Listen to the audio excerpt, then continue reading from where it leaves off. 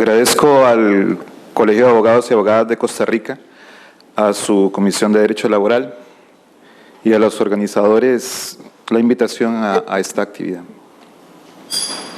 El Código de Trabajo, en su artículo primero, menciona como punto de partida la regulación de los derechos y obligaciones de patronos y trabajadores con ocasión del trabajo, de acuerdo con los principios cristianos de justicia social. Es una expresión interesante, derechos y obligaciones con ocasión del trabajo. Las relaciones de trabajo son de las más complejas y quizás de las más sensibles en una sociedad políticamente organizada como una república democrática y como un Estado social democrático de derecho. El trabajo en sí es multifacético. Trabajar es una libertad esencial y a la vez un deber vital. Trabajar produce en la persona efectos permanentes, crea una visión y un estilo de vida, ofrece al individuo sustento económico y también fundamento psicológico, incluso vocacional. El trabajo nos define, nos permite formar parte de una sociedad y hacer a ella un aporte pequeño o grande, pero siempre fundamental. Basta con analizar cómo nos presentamos a los demás. Decimos ordinariamente nuestro nombre y luego nuestra ocupación. El trabajo dice mucho de nosotros en pocas palabras. Toda persona tiene derecho al trabajo en condiciones dignas y a seguir libremente su vocación en cuanto lo permitan las oportunidades existentes de empleo. Toda persona que trabaja tiene derecho a recibir una remuneración que, en relación con su capacidad y destreza, le asegure un nivel de vida conveniente para sí misma y su familia. Así de claro lo expresa la Declaración Americana de Derechos y Deberes del Hombre de 1948 en su artículo 14. El derecho procura regular las relaciones derivadas del trabajo con el fin de permitir y de lograr que ellas alcancen no solo los objetivos económicos que le dan sustento y origen, sino además que lo hagan de cierta manera, en respeto a los derechos fundamentales de las personas y de las familias, en protección de los legítimos intereses de los empresarios y en procura de altos valores sociales como la justicia, la seguridad, la equidad, el bien común y la solidaridad, persiguiendo como fin la paz social, fin por excelencia del ordenamiento jurídico según mi manera de ver las cosas. No en balde, la promulgación del capítulo de Derechos y de Garantías Sociales de nuestra Constitución y del Código de Trabajo se ven, junto con otros hechos como la abolición del ejército, como hitos esenciales en la construcción de nuestro modelo de democracia y de nuestro estilo de vida, de la ruta elegida por nuestros abuelos para que este pueblo transitara transitoriamente por estas tierras, una ruta reelecta por nosotros cada día que la recorremos.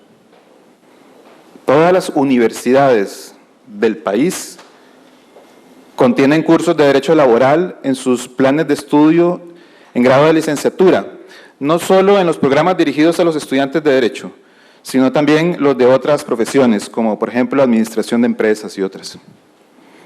En realidad son temas que a todos nos interesan o deberían interesar como posibles patronos o trabajadores, o más básicamente como ciudadanos. Un deber ser, lo sé, como todo lo jurídico.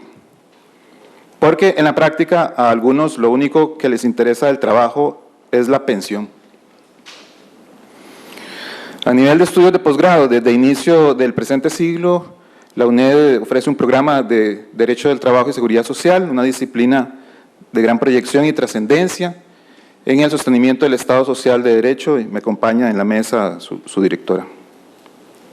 La importancia de estas ramas de derecho es patente.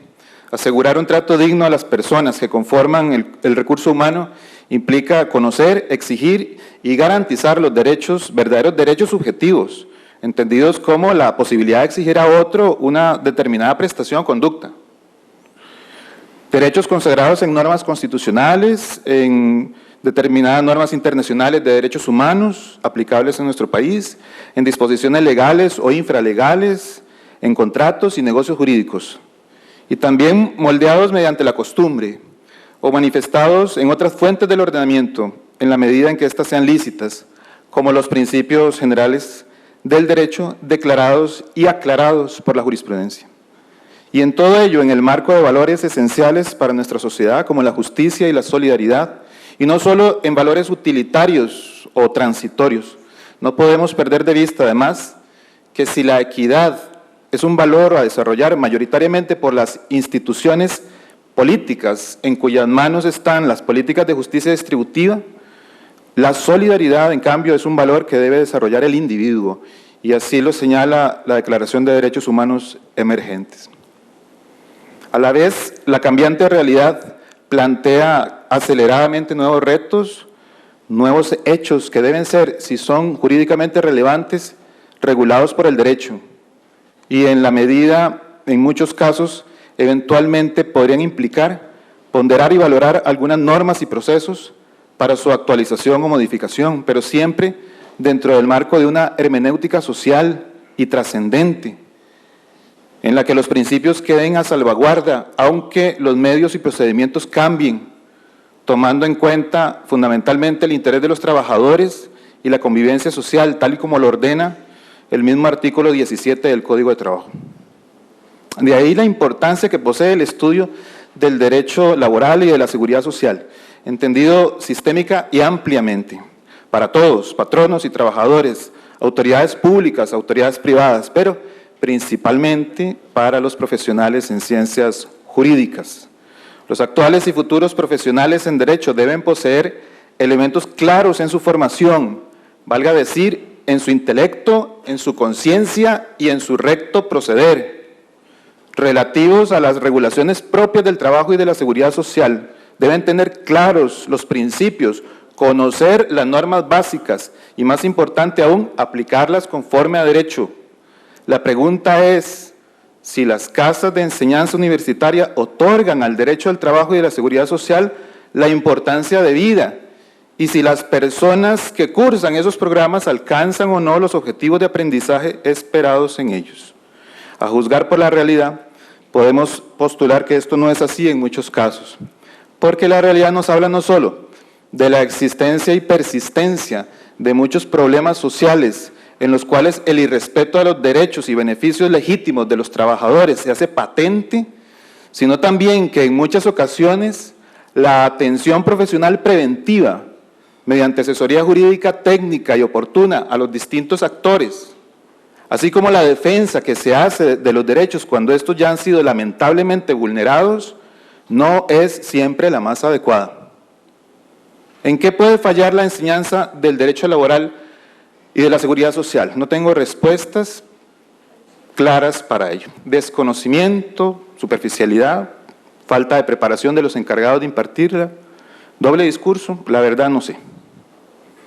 Pero sí pienso que cualesquiera que sean las causas demuestran poca claridad en la trascendencia que estos temas tienen en la convivencia pacífica de un Estado social democrático de derecho. Hay quien vive del conflicto, hay quien explota la ignorancia, hay quien modula los derechos para restarles eficacia, hay quien contrata contra legem y hay quien desconoce el derecho debiendo conocerlo, y eso es grave. Porque la justicia social y la seguridad laboral han sido piedra fundamental del sistema y del modelo costarricense, del cual todos nos vanagloriamos, incluso quienes lo mancillan y calumnian con sus actos. Este frágil equilibrio descansa mucho en estas instituciones y también lo hace el progreso social, no solo el individual, que es el único en el que piensan los que tienen mentalidad de cortísimo plazo, sino en el colectivo. La reforma de algunas normas laborales, por ejemplo, ha implicado un trabajo de años en procesos inacabados que parecen interminables. Pero, en cambio, la aplicación de las normas es una labor permanente de todos los días y en todas las áreas sociales, y por ello su conocimiento técnico es más que importante, más que posible, más que conveniente, es necesario.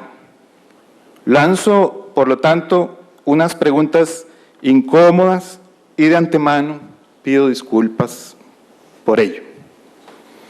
Los profesionales en derecho recién graduados pueden ser jueces laborales.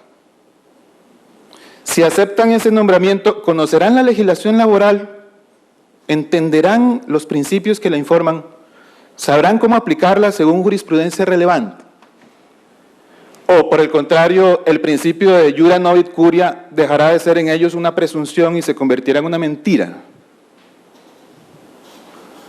Los profesionales recién graduados en Derecho podrán litigar en materia laboral. Estarán capacitados para redactar una demanda o para contestarla. Tendrán conocimiento de áreas como contratación individual, fuero sindical, seguridad social, negociaciones colectivas. Habrán leído al menos los convenios de la OIT. Es más, conocerán la diferencia entre un derecho adquirido y una expectativa de derecho. Y no solo lo digo en referencia a estos colegas recién graduados. Lo mismo podría preguntar a los colegas incorporados hace tiempo a este ilustre colegio. Ustedes miran, no todos son laboralistas, ¿de acuerdo? La especialización lleva a que mientras crecemos en conocimiento de un área, necesariamente olvidamos y nos desactualizamos de otras. Es lógico. Pero dada la trascendencia social del tema, asumo y presumo que todos, sin excepción, deberíamos tener claros al menos los conceptos fundamentales, los principios generales y las normas más básicas del derecho del trabajo. Los procesos de enseñanza-aprendizaje han hecho siempre una constante evolución. Actualmente la tecnología nos ofrece recursos valiosos, pero a mi juicio no son suficientes. Vean, de nada sirve tener acceso a la Biblioteca de Alejandría si no se sabe leer.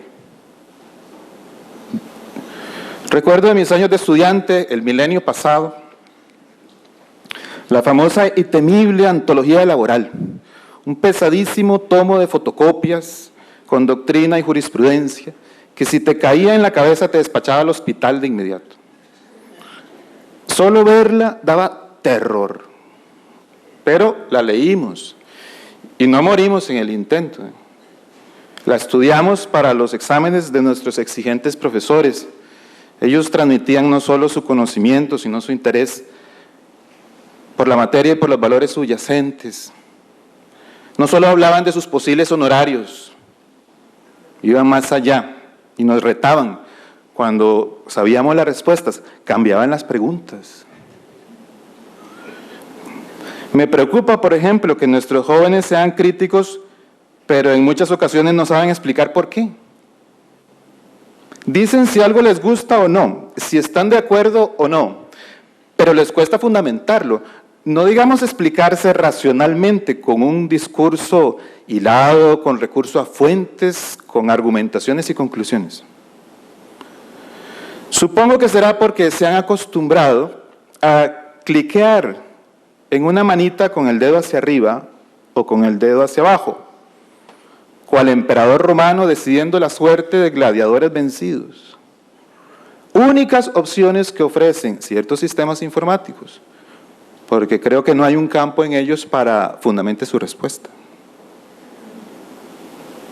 Y si lo que tienen que hacer es redactar una sentencia, valorar hechos o pruebas, revisar la legalidad y razonabilidad de alegatos y pretensiones, bastará que marquen like o don't like. Algunas corrientes de enseñanza desprecian, por ejemplo, el recurso a la memoria. Ciertamente no es necesario ni posible la memoria, recitar de memoria los incisos de los artículos de la ley, para eso está escrita.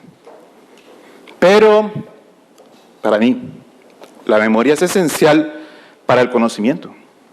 Nuestro nombre y nuestro número de cédula lo sabemos de memoria, no como un producto de razonamientos o procesos constructivistas del conocimiento.